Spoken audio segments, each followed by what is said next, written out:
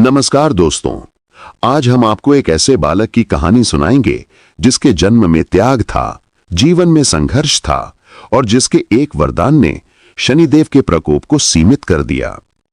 ये कहानी है महान दानी महर्षि दधीची के पुत्र पिप्पलाद की।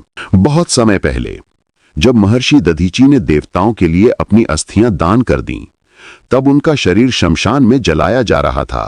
उनकी पत्नी अपने पति का वियोग सह न सकीं। पास ही एक पीपल वृक्ष के कोटर में अपने 3 वर्ष के पुत्र को रख स्वयं चिता में बैठकर सती हो गईं। उस मासूम बालक के पास न मां रही न पिता। भूख प्यास से तड़पता हुआ बालक पीपल के पत्ते और फल खाकर जीता रहा। सालों बाद देवर्षि नारद वहां से गुजरे। उन्होंने कोटर में छिपे बालक को देखा और पूछा, नारद, बालक तुम कौन हो? बालक, यही तो मैं भी जानना चाहता हूँ। ध्यान में देखकर नारद बोले, हे बालक, तुम महर्षि दधीची के पुत्र हो, जिनकी अस्थियों से इंद्र का वज्र बना था। बालक, मेरे पिता की अकाल मृत्यु क्यों हुई? नारद, तुम्हारे पिता पर शनिदेव की महादशा थी। बालक, और मेरे ऊपर आई विपत्ति? नारद, वो भी शनिदेव की महादशा थी।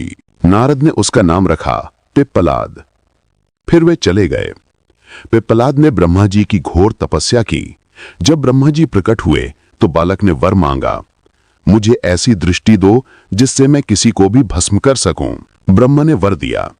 तुरंत पिप्पलाद ने शनिदेव को बुलाया और अपनी दृष्टि से उन्हें भस्म करने लगे। सारा ब्रह्मांड कांप उठा। सूर्य अपने पुत्र को जलता देख व्याकुल हो गए।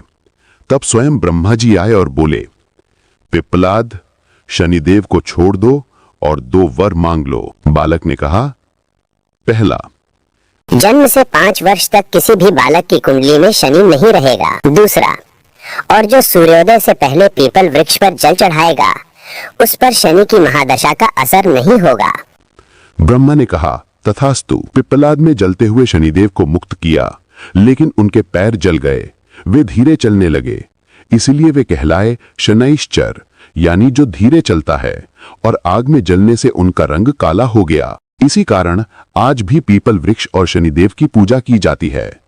और यही बालक आगे चलकर बना महान ऋषि पिप्पलाद, जिन्होंने प्रश्न उपनिषद की रचना की, जो आज भी ज्ञान का अमूल्य भंडार है। ये कथा हमें सिखाती है कि संघर्ष और तपस्या से भाग्य को भी बदला जा सकता है। आपको ये कहानी कैसी लगी, कमेंट में बताएं और ऐसे ही ज्ञानवर्धक वीडियो के लिए हमारे चैनल को सब्सक्राइब करें। धन्यवाद।